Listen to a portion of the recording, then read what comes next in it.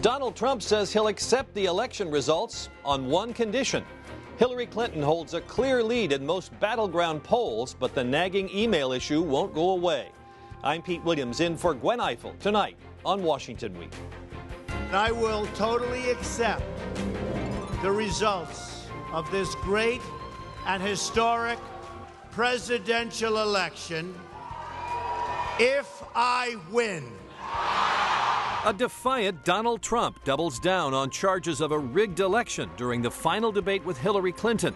The candidates spar over taxes, gun rights, abortion, and the vacancy on the high court. We need a Supreme Court that will stand up on behalf of women's rights, on behalf of the rights of the LGBT community, that will stand up and say no to Citizens United. The justices that I'm going to appoint will be pro-life. They will have a conservative bent. They will be protecting the Second Amendment.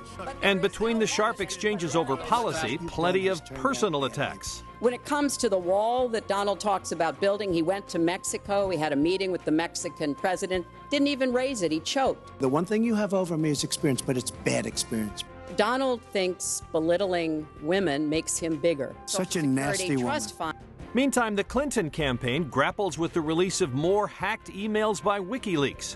We gauge the mood of America and undecided voters in the sprint toward Election Day with Gene Cummings, political editor for The Wall Street Journal, Philip Rucker, national political correspondent for The Washington Post, and Jeff Zeleny, senior Washington correspondent for CNN. Award-winning reporting and analysis, covering history as it happens. Live from our nation's capital, this is Washington Week with Gwen Ifill. Once again, live from Washington, sitting in for Gwen Ifill this week, Pete Williams of NBC News. Good evening. Early voting is now underway in nearly half the states, including 5 considered battlegrounds. That means everything the candidates say and do between now and Election Day is even more important, especially for undecided and independent voters. This week, Hillary Clinton and Donald Trump went from a bitter clash on the debate stage to poking fun at each other at a high society dinner in New York. It's a 70-year-old ritual, the candidates for president trading jokes in late October to raise money for charity at the Al Smith dinner, named for the first Catholic presidential candidate of a major party. But this year, the comments had an especially rough edge. Hillary is so corrupt. She got kicked off the Watergate Commission. Donald really is as healthy as a horse. You know, the one Vladimir Putin rides around on. It's hard to conceive of one of them congratulating the other when it's all over.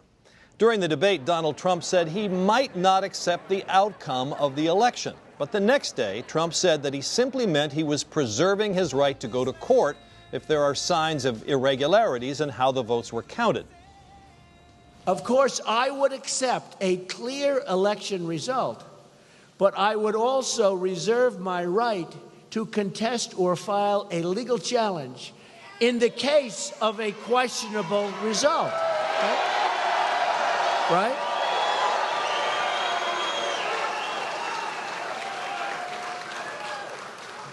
And always I will follow and abide by all of the rules and traditions of all of the many candidates who have come before me. Always.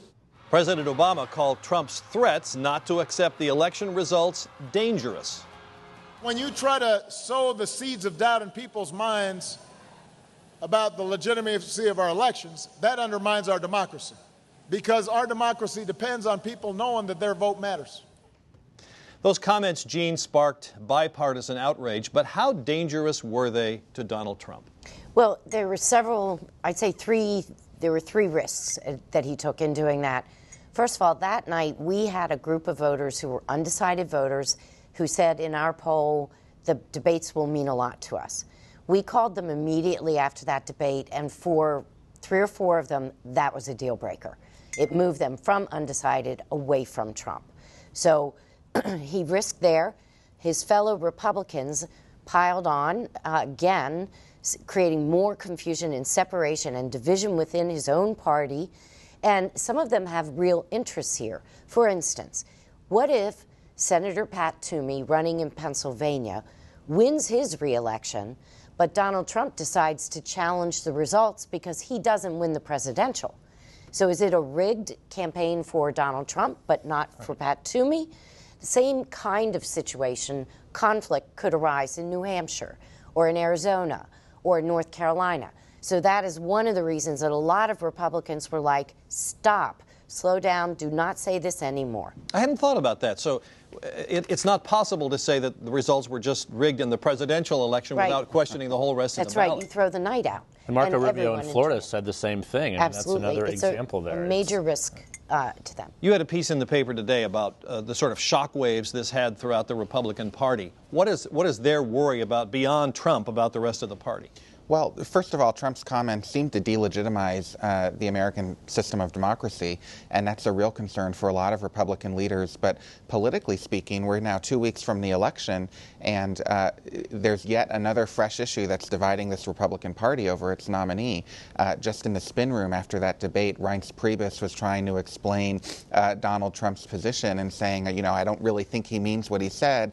And his campaign manager, Kellyanne Conway, was trying to do the same, and it's just another distraction for him when he's not talking about the issues that a lot of Republicans think can help him gain ground. We didn't hear, Jeff, from Mitch McConnell, from Paul Ryan. We heard from some other senatorial candidates, a couple of governors.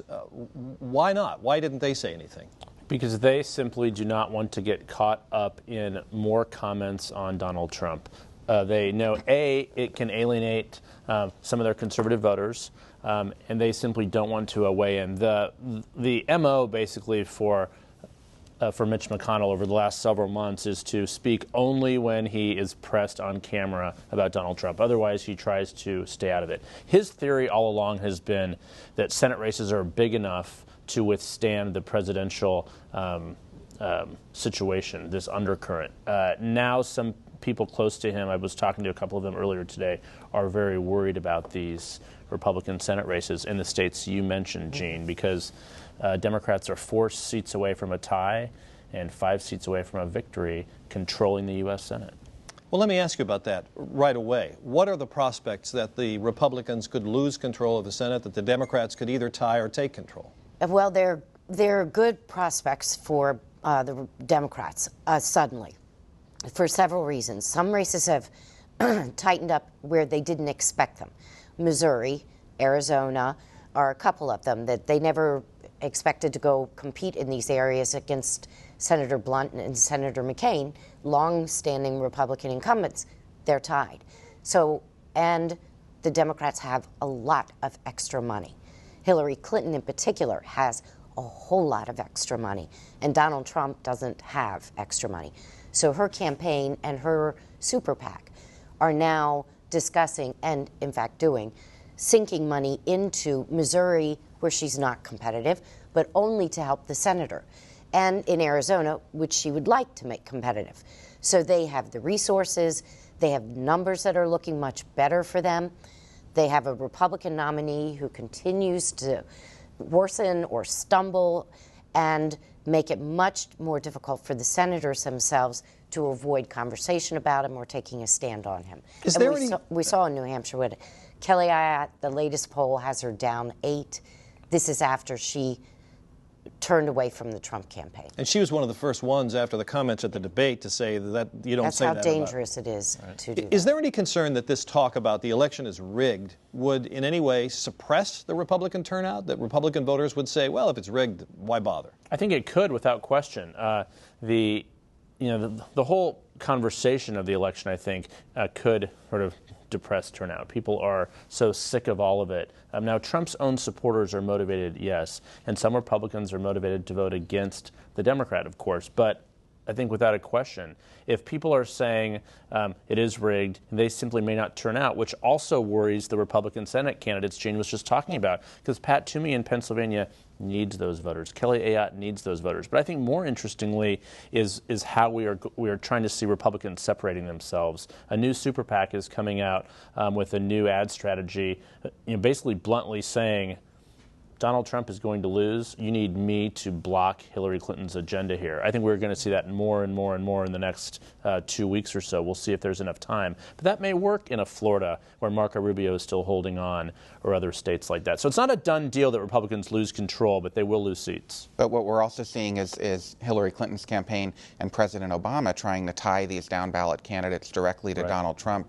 And the president was down in Miami on Thursday yesterday, really attacking Marco Rubio, eviscerating Marco Rubio, saying, you know, you called him a con artist, you've called him dangerous, and here you are saying you're going to vote for him. And that's the height of cynicism. Let me turn the turnout question upside down. How much might this encourage Hillary Clinton supporters? She's saying we need you to come out and show that this election isn't close so no one can say it's rigged. Is that going to work? It's an argument that they're making, but their operation is so much more sophisticated that they know exactly who they have to get out, and they're calling that person. Whereas, you know, Trump's is kind of a ragtag group. There might be some states that are really good, and there are likely to be many that aren't. But won't the RNC help him with that? Well, they're doing their best. That is their assignment. But getting back to the message of it's rigged, there have been political analysis of that kind of rhetoric, and the people that it most alienates are the people who are Donald Trump voters. They're not regular voters, they're intermittent voters, they're lower educated voters, and if they're told repeatedly, you know, the system's rigged, it's not going to matter, then they don't think their vote counts.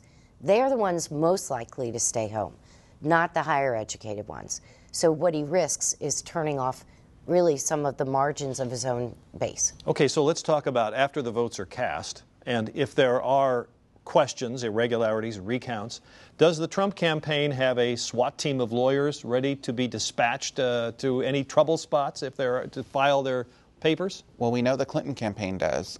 They're recruiting hundreds of lawyers and training them to monitor at these polling places and look for any irregularities and any problems that might emerge from the Trump forces. I assume the Trump campaign is getting some lawyers together, but interestingly, the Republican National Committee is not. That's just their standard practice. They don't do that.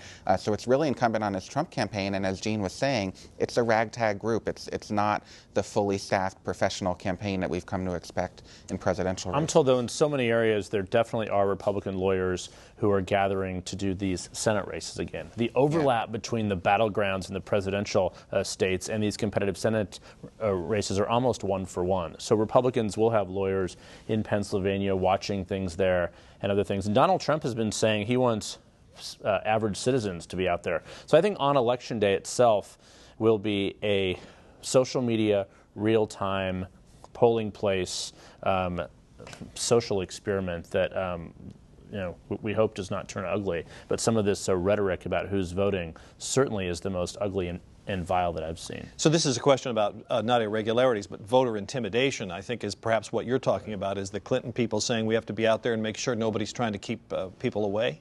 That's right, and there are rules that govern this. I mean, Donald Trump is on the campaign trail saying to his supporters, you know, come out, monitor the polls, look in certain areas, but that's against the law in a lot of places. All of these elections are governed by state and municipal ordinances, and you can't, in some cases, stand close to a polling place. You can't go inside as a lay person and try to intimidate voters. You can't tape, you can't film. Yeah. Well, and you've seen Republican secretaries of state really come out across the board, pushing back at their nominee. That's what's the most extraordinary thing.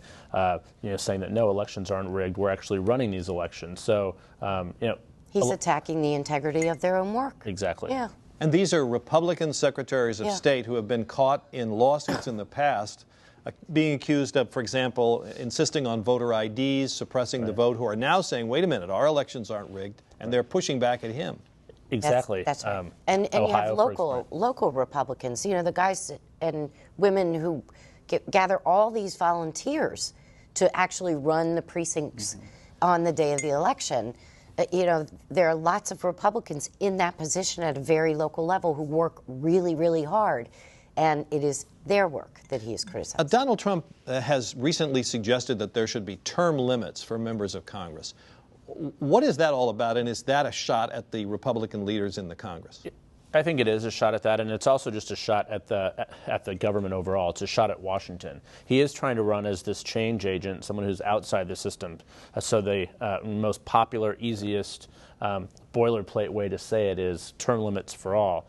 But of course, I think Mitch McConnell, Paul Ryan, Orrin Hatch, you name them, there are a lot of Republicans who do not support that idea at all. It's popular somewhat in the public area, but you don't hear it talked about as much as you used to. And of course, it would take a constitutional amendment. It right? would. You can't be something that Congress could do. Right. Limit your own terms. Indeed. Well, this week, Russia proposed to send a team to here to monitor the polling places, just as the U.S. does in countries where there's a history of government interference in elections.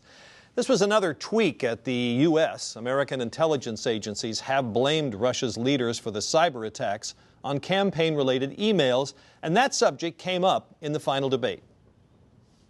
She has no idea whether it's Russia, China, or anybody else. I am not quoting myself. No idea. I am quoting Hillary, you 17. have no idea. 17 do you doubt 17 our military country has and no civilian idea. agencies? Well, yeah, he'd rather believe Vladimir Putin than the military and civilian intelligence professionals who are sworn to protect us. Putin, from everything I see, has no respect for this person. Well, that's because he'd rather have a puppet as president of the United States. No puppet. And it's pretty clear. You're the puppet. It's so much more civilized here in this room. Jeff, were you You're surprised? the puppet, Pete. Yeah, well, all right, so you are. Were you surprised there wasn't more during the debate about the Clinton emails? I certainly was. I mean, there was so much more new information available between the first debate and the third debate, which doesn't happen all that often in presidential campaigns. Usually by debate 3, there's not really any new information to attack the other guy with. Huh? But I think that, one, Chris Wallace, who I thought did a very admirable job, very good job, had his hands full on a lot of other topics he had to ask. But I think the thing I was surprised by, that Donald Trump did not seize upon this opportunity to prosecute some of these questions about his opponent, about when she said in those paid Goldman Sachs speeches that, you can have a position in private and a public position, that she is not at all where the populist movement of her party is, on and on and on. Some of the calculating things that all candidates do, or most do, but this was sort of laid bare in these emails. I was surprised that he didn't seize on that, but that shows you preparation versus not preparation. She injected sort of her research file into every other sentence she could, every breath. He did not. Well, I was really surprised he didn't bring up that particular email, because her answer in the second debate, when he did bring it up, was so bad. The Abe Lincoln it was the worst answer. Yes, it was, I'm Abraham Lincoln, really. And even, Trump is a great counterpuncher, and he smelled that one and then hit her right back that she was certainly no Abe Lincoln. He did mention John Podesta, which I'm sure the average debate watcher had no idea who he was talking about. But some of these Podesta emails have been embarrassing. Do you think in any way they've damaged Hillary Clinton? I mean, to some extent, the polling doesn't suggest that there's any real shift in the trajectory of the race, but she'd rather these emails not come out. She maybe would rather they come out earlier in the summer, although, interestingly, not during the primaries. They might have had more damage to her candidacy in the primary when she was running against Bernie Sanders, because they exposed inconsistencies in her positions. They exposed sort of the politicizing issues like trade and the paid speeches. And he had Podesta called Bernie Sanders a doofus at that point, as he said in the emails? It could have hurt her then. I mean, I don't think it's going to end up hurting her in the general election here. It seems like the election is about bigger issues than what these emails And the irony is, it's because Bernie Sanders won't condemn her again. Mm-hmm. He is being the definition of a good soldier. Absolutely. He really is. To what extent is the Clinton campaign worried about the other shoe that hasn't dropped yet on these emails? I think they are. Could be to come. I think they are. I mean, in conversations I have with them, they obviously know everything that's in John Podesta's emails. They have gone through all of them. They're not sharing what they saw, so we don't know if there'll be anything more explosive between now and November 8th. But a lot of Democrats are concerned that this is going to continue through the transition if she wins, and perhaps into her presidency if she wins. This could be something that is embarrassing. It could be even more than that. So they are concerned, and this is just one slice of the hacked emails. At the DNC and the other committees, they're also concerned about another shoe to fall, because there's not been a huge smoking gun, and maybe there won't be. But this is a big unknown over the final weeks of the campaign, which you don't like. We saw the interjecting Trump again at this debate, and one of his interruptions during the debate has taken on a life of its own. It came while Hillary Clinton was talking about her economic plan. My Social Security payroll contribution will go up, as will Donald's, assuming he can't figure out how to get out of it. But what we want to do is to replenish the Social Security trust. That phrase quickly became an internet sensation, picked up as a kind of badge of honor by women who put Clinton's face over Janet Jackson in her music video for the song Nasty. So, Jean, has this had any effect on potential voters? It's had a really important viral effect. You know, Hillary Clinton has been running this traditional, old-fashioned kind of campaign and has not been able to link up with millennials. She doesn't talk their language. They build the machinery for them, but it isn't fun. So this was, though, amazing. The women, I think, from Hollywood across the country, women got online and adopted the Nasty Woman title as a badge of honor.